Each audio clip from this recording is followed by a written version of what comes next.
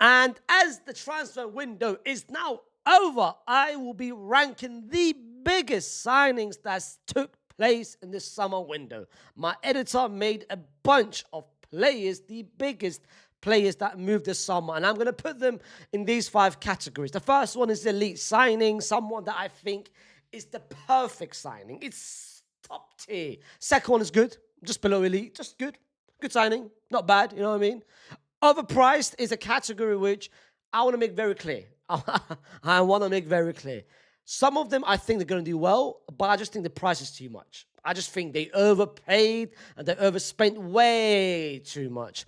The fourth one is meh, like really, like I don't know about this one. I don't think it's going to do well. And the last one just straight up flop. Someone that I feel like is not going to deliver at all. Before I start, before going any further, don't forget to like the video, subscribe to the channel if you're new to the channel. I know some of you guys watch and don't subscribe, and comment your own thoughts about the bunch of plays I've got in your opinions and whether you agree or disagree with my selection. So let's start with the first one. Osimhen, Victor Osimhen, played at Gala last season. They've signed him for like 75 million. He, of course, won the league last season. He did so well. They really wanted him back. I thought for a second he might go to Saudi because the reports to Saudi was very strong, but Gala out of nowhere pretty much matched the same offer, the same price, and the same salary, which came out of nowhere. Listen, he did well last season for them. Now they've got Champions League football, so now the aim is maybe a deep run, maybe making it into the playoffs, or maybe making it into the knockout stage. That is, of course, the expectation for Gala. But I feel like for Osimhen, listen, 75 million is a lot of money, but when I look at the market today, yeah, he's one of those strikers which I'm kind of surprised no one in the Premier League took a punt on. But at the same time, his salary was too high. The salary was too high, and was anyone prepared to spend 75 million, even though there's other players, which I'll come to, which is going for above his price, and I'm like, really, bro? So I feel like for Osimhen, 75 million, someone who already did very well at Gala last season, and now he's going to do even better this season, and with the Champions League football, and with his persona, matching with the Turkish fans, I think it's a good signing. I think you can't go wrong, especially what he did last season. Then we've got Cunha. And Cunha is one of those players which I feel like he fits United. He is perfect for United. Like, I loved when he walks, you could see not the aura, but you could see like the arrogance about him. You could see like the swagger about him. Like, he walks with personality that he knows he's the best here. And when it comes to tech level on the pitch, he might be the best there. I think, unfortunately enough, he got injured for United. I don't know how long he's out for, but I think this was a massive signing for United. I don't know why they keep playing him as a 10. I don't know why they play him as a striker. He's not a striker for me. He's a 10 for me. So you need someone above him, a Sesko maybe. But I'll get to Sesko. But I feel like Cunha was perfect for United. That's exactly the profile which they needed. And they managed to get it. And to be fair, they signed him for like 55 million.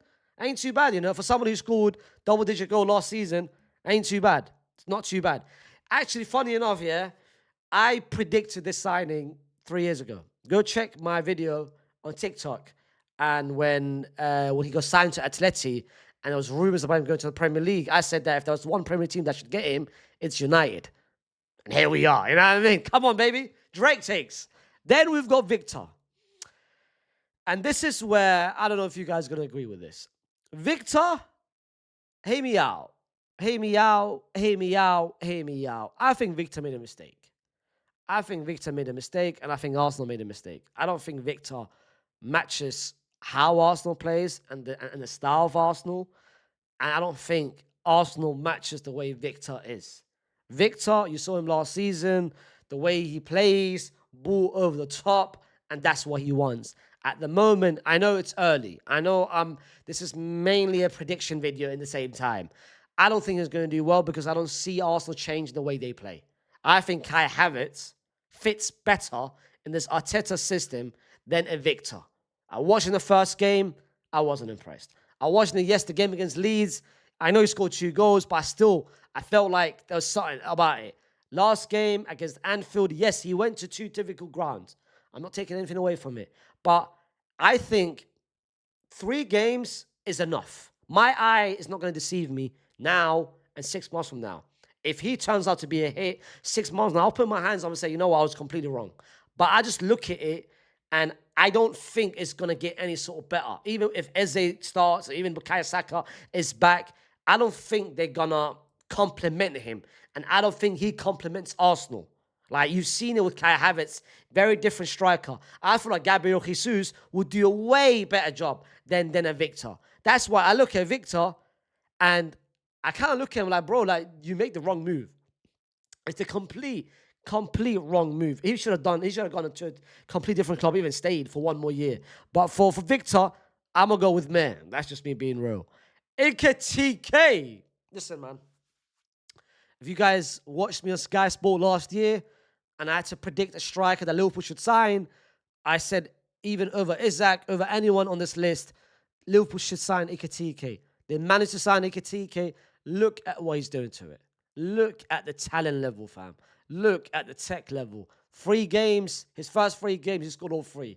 Last game against Arsenal, didn't score. But you could see it. You know he's going to deliver. You know he's going to be a success. Just by the way he plays and by the way he, very different to Victor, he compliments Liverpool and Liverpool compliments him. Because you've seen it before from Liverpool with the likes of Bobby. But the way he drops deep, the way he picks up the pass and connects with his teammates. I'm looking at Karim Benzema for a second. That was one game. I don't know if it was the first game or the second game against Newcastle. I think it might have been the game against Newcastle or the first game against Bournemouth. Bro, for a second, I thought I was watching Karim Benzema. Just by the way he drops deep and links up with his teammates. And literally, his hold-up is very much better than what I thought it would be. But I just love everything about him. I love everything about him. I'm actually going to put him at elite signing, bro. This is an elite signing for Liverpool. And yes, you'll look at the price, 80 million, which, again, is a lot of money. But, fam, big boy players and great players, they go for that amount. And I can't lie, Hugo Nketiah is one of them, 100%.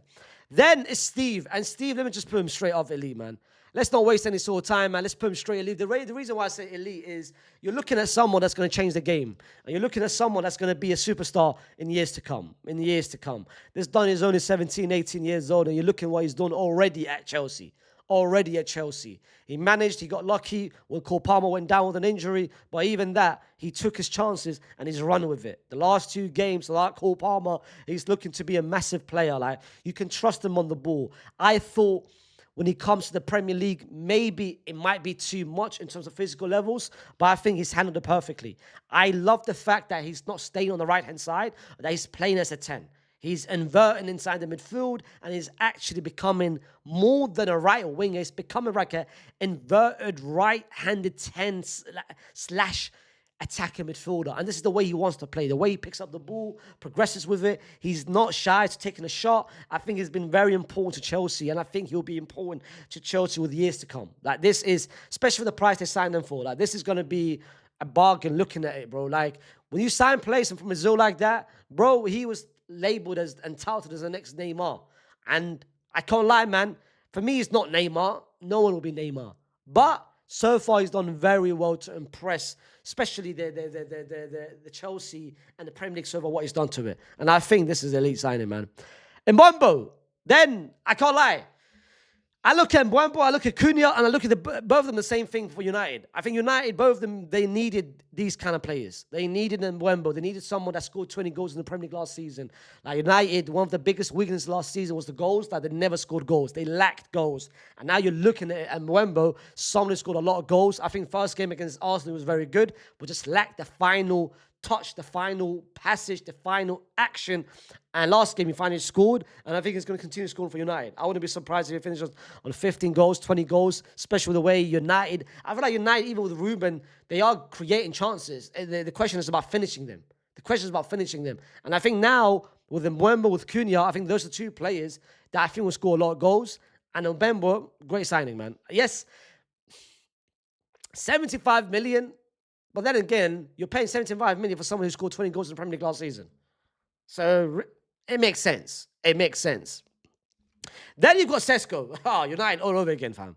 I'm going to be real, fam. Sesko is similar to Victor, fam. Horror move. Horror move, bro. You should have never went to this kind of club. Like, you... man. I'm going to be real. It's a meh. I know people can say, what? How can you judge him? He's only started one game against Grimsby. He's only come off the bench, but I've seen enough. I'm a bit, you know what? It's a meh, fam. I'm gonna be real. It's such a meh. I'm looking at it. And he might score 5 goals. He might score 10 goals. But I don't think it's gonna work out for him. I just look at him and the way United is and the way United plays, it's not the way you want to play. And I look at Ruben. Even Ruben didn't want him here. Right? Ruben had other targets. You could tell. You could tell the first game, the second game, the third game. Mason Mount's not going to get benched because Mason Mount is so crucial to the way United plays. But now with Mason being out and Cunha being out, it gives Sesko a chance. But I look at Sesko and I don't think that Ruben's system was going to work for him. I don't understand why they didn't go to Newcastle. I think Newcastle would have worked perfectly because they've got wingers that's prepared to cross the ball and they've got midfielders. Actual midfield that's prepared. Like United, they've only got Bruno. Who's looking to find a pass, but Bruno is so too much. Like Bruno's just too much. I think Newcastle would have been a much better fit for him. United, I don't think is a fit for him. I don't think. I'll be surprised if he scores 20 goals, and I'll be surprised if he even gets close to 20 goals. Listen, I might be wrong, but I look at this as a meh. Donnarumma is the same thing, bro. Meh, because I don't understand Pep. I don't understand what Pep is doing. Like, Pep, you've got other weaknesses. You've got other issues in your team. Why are you signing Donnarumma?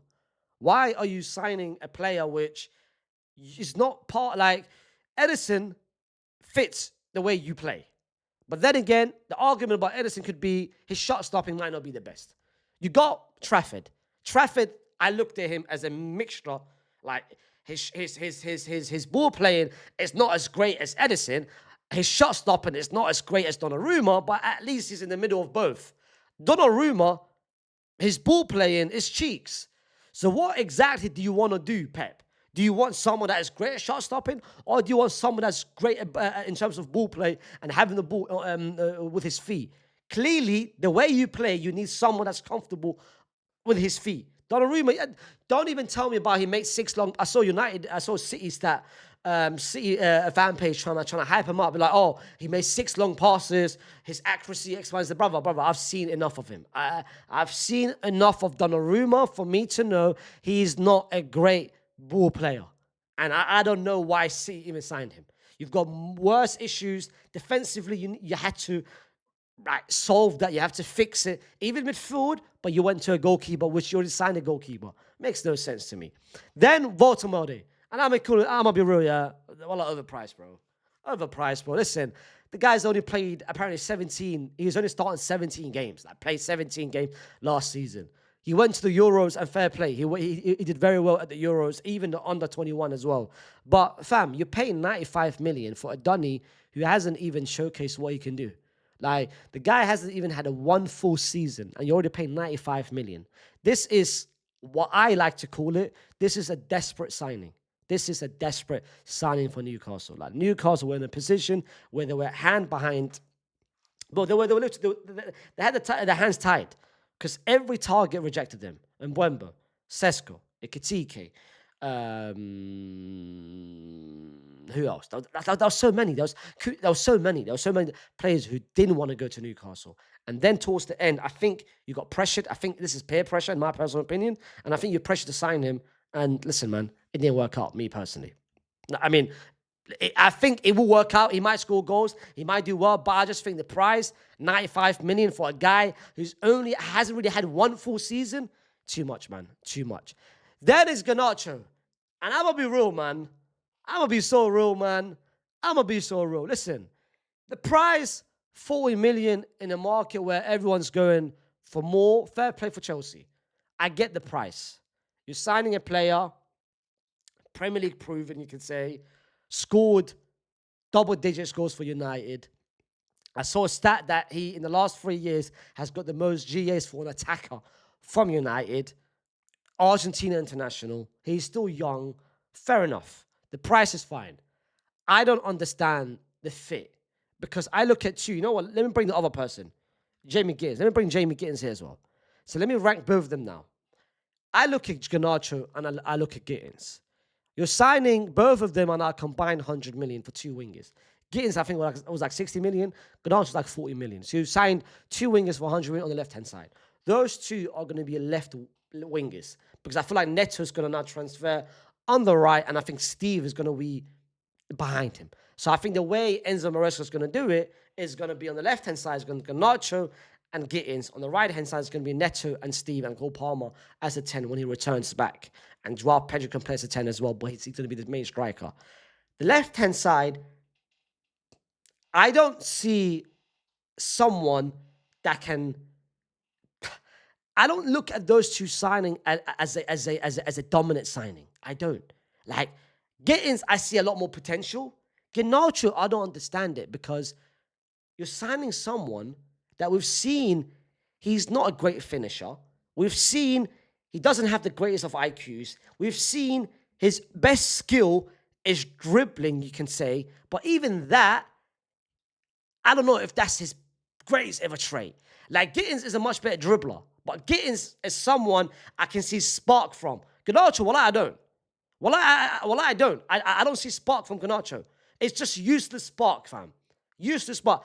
I don't understand the Garnacho signing at all. I don't understand it at all. I've even made a video about it. If he proves me wrong, wallah, fair play. I don't know, man. Garnacho, put him at Mir, man. Put him at Mir. But Gittins, I feel like it's a good signing, man.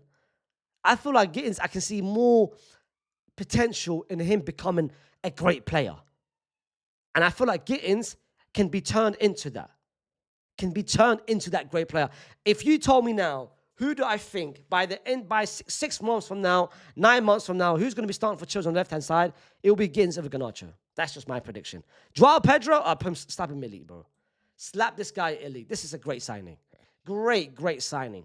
This is going, bro, like we've already seen it. We've already seen it at Club World Cup. We've seen it in the first couple of games in the Premier League. This is an elite signing. Even for 55 million, it's a bargain. You're looking at it right now. It's an absolute bargain for players that's gone above him, like especially Baltimore. Like Joao Pedro, 55 million, is an absolute bargain. You're seeing it now. Playing as a striker, playing as a 10. Very diverse. Very versatile. Can play different positions.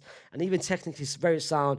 Great passer. Great vision. Can head the ball. Finisher. Top finisher. This is a great signing for Chelsea. Such a great signing. And this is the first time now you look at Chelsea, they've got difference makers. Joao Pedro is a difference maker. And now Chelsea's got one. And I feel like out of these two, Gittins can be turned into a difference maker. I don't think Garnacho is. Zubimendi, elite signing. They've signed one of the best defensive midfielders in the world. I think that out of all the signings that Arsenal made, might be the most crucial one. This is such a vital signing. This is pivotal, especially the way Arsenal play, the way Arteta wants them to play, and having someone that can sit deep and be the controller, be the guy that can connect the midfield to the defense and the midfield to the attack is Zubimendi. And we've seen in the pre-season, and I think the first 3 games, it's still early to say because I think he's still adapting to the Premier League and he's still adapting to the way Arsenal want to play. Like, let's not forget when Rodri came in, Rodri didn't deliver straight in his first season because Fernandinho was starting. It took Rodri a little bit of time, and I think Zubimendi, give him a bit of time, and once he gets the time, he's going to flourish. He's going to become, I think, one of the best midfielders in the whole league, bro. Then we've got Luis Diaz, and Luis Diaz, let me just put him at overpriced. My goodness gracious, bro. 80 million for Luis Diaz, a 28-year-old whose best ever years came before the injury. This Donny's got no knees, fam. His explosiveness is gone. I saw him, yes. Don't deceive me with the GAs in the Bundesliga. I know. I've seen the GAs. I've actually watched all the highlights for Bayern. Yeah, this is what I do on Twitch. Yeah, I watch all the highlights. Yeah, but fam, the amount of chances he's missing, he's not a great finisher. I don't care if he scored 1 or 2, 5 goals in his first couple games. The GAs X, Y, and Z. This is overpriced by far. By far. I don't understand Bayern Munich. You could have signed Leao. You could have signed Rodrigo. You could have signed Nico Williams. You went on to that sign Luis Diaz. Horror decision-making. Alvaro Carreras. Let me just slap him an elite signing, bro. Elite signing, bro. I've had him for like 3 games. This Donny has changed my life. I've been traumatized by the way I've seen Fran Garcia. I've seen Ferland Mendy. Alvaro Carreras is the total modern fullback. Can defend at a high level. is very comfortable and can attack at a high level as well. Like, this is the perfect signing, 45 million. I'm so surprised United didn't even get the buyback last season or even this season, but apparently this season he refused to go back. But fam, 45 million for the left market, by the left back market, is not the greatest, but he will slowly transform into a top 3 left backs by this season, and I wouldn't be surprised. Then we've got Eze, and Eze is a great signing.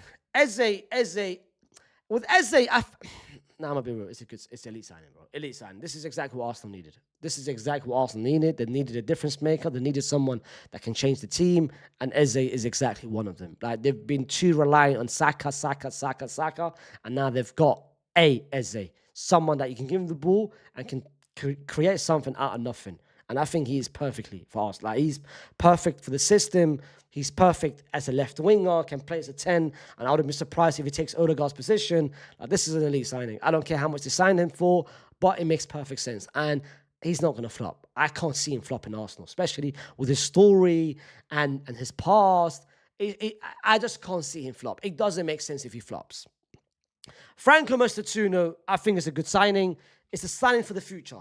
This is what I like to say about him. It's a signing for the future, and I think for the future will be very good. I think we're rushing him in. I think we're pushing him in, and I think it's too early, but I think it's a good signing. I look at Franco, and I think 3-4 years from now, he can become a very important player for Real Madrid. Right now, this season, I don't think he will, but you're signing a wonder kid. You're signing a player that every club wanted. Paris Saint-Germain, City, Barcelona. You're signing the next Argentinian Messi, from what the Argentinians saying. This is a great signing. This is a signing for the future. Ryan Cherky, or should I say Faisal Hassan, fam? Should I say Faisal Hassan? For 35 million, this is elite. But, however, I don't know why a part of me is telling me that he should have gone to a different club. I don't know why a part of me feels like Pep is going to take away some of Ryan Cherky. And the only reason why I say this, because I look at Grealish, I look at what he was at City, he now goes to Everton, and he's delivering. I look at other players, like Savinho last season. Yes, he got the chances, he barely scored. Doku is the same thing. I don't know, man. I feel like Ryan Cherky, are you going to be playing? Because I know how Pep is. One bad game, he benches you, he starts someone else.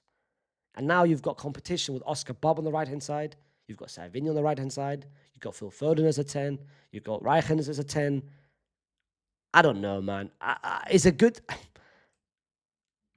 signing. Because I look at the categories. I can't put a meh, because I don't think it's going to be a meh. I think it's going to be useful, but I don't know if he made the right decision to go to City. But for 35 million, you can't go wrong. Let's be real. Xavi Simons is going to be a good signing for Spurs. This is going to be a very good signing for Spurs. I think he made the right decision going to Spurs. I think Spurs is a perfect fit for him. He can be the main player at Spurs.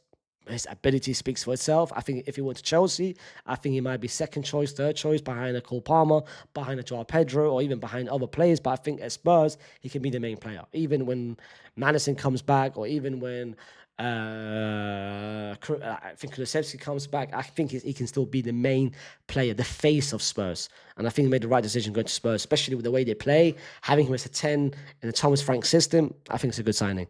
Then you've got Isak. And Isak, listen, man, no one can question it. No one can debate it. This is a new signing, bro. This guy's going to score a lot of goals. He's going to score a lot of goals. And this is interesting because I've got Iketik and I've got Isak, both at the signing. And I'm gonna find it interesting to see how Slot is gonna fit both of them, because both of them can play with a striker next to him. Iketika did it with Omar Marmoush.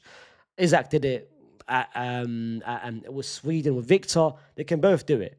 But the question is, can Arne Slot find a way with Liverpool, with Wirtz, and with Salah to do it?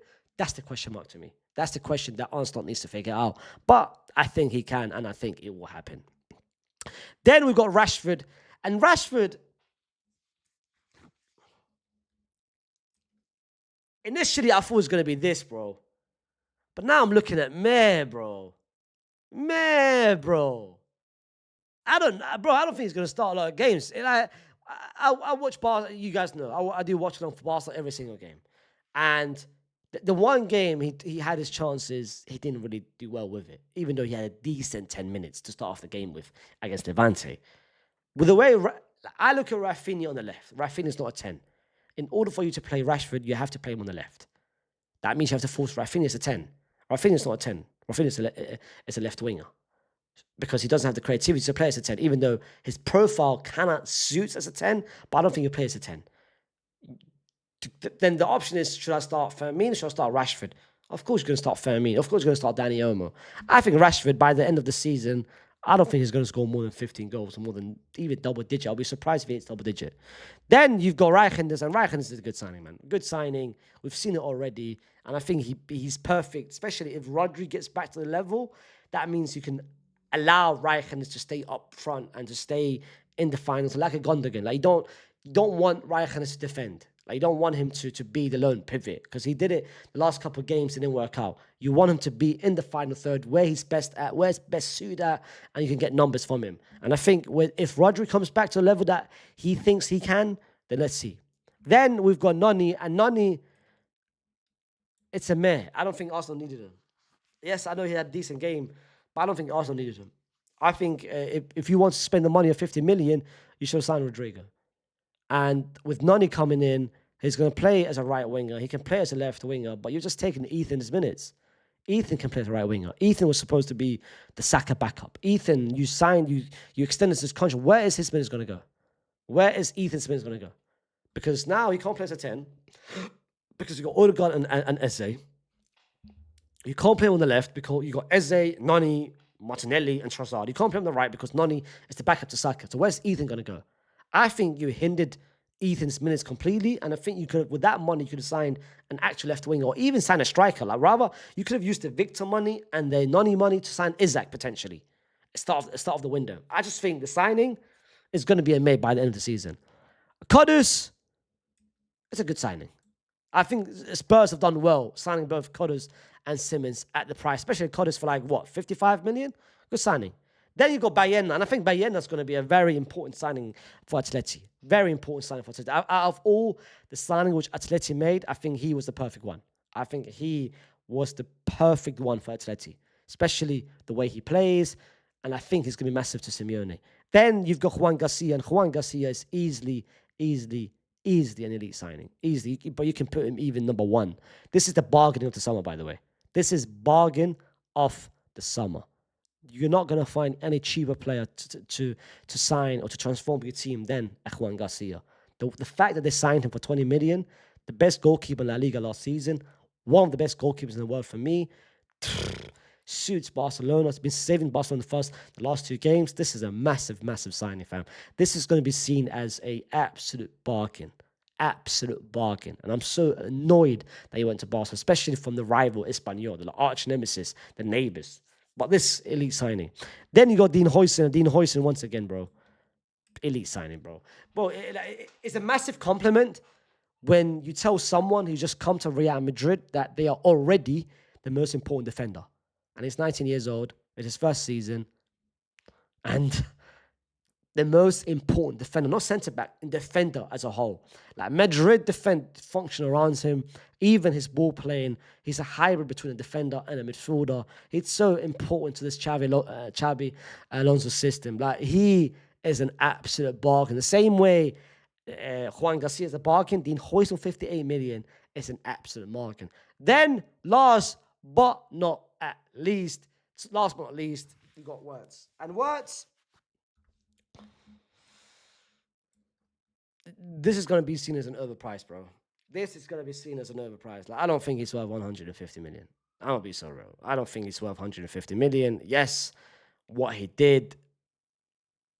But I said on SDS about a month ago when they signed him, I made a video about it that it's a great, like the price speaks for itself because you're signing one of the most talented young midfielders in the world that we've seen over the past couple of years. But I still think, bro, like, the amount of money which they spend on him, I don't think it's worth it. I don't think, personally speaking, I don't think it's worth it. I don't think he's going to repay the money. That's just me being real. But this is my best signings in terms of a tier list. You've got elite signings, you've got good signing, overpriced, meh. And I don't think anyone's going to be a flop. I think if I had to pick one person out of all of them that can potentially be a flop, it might be Sesko. It might be Sesko. If I had to pick one person. But put down in the comments what your selections are, your ranking is, and let me know if you agree or disagree with my selection. And I'll see you soon with another video. Peace.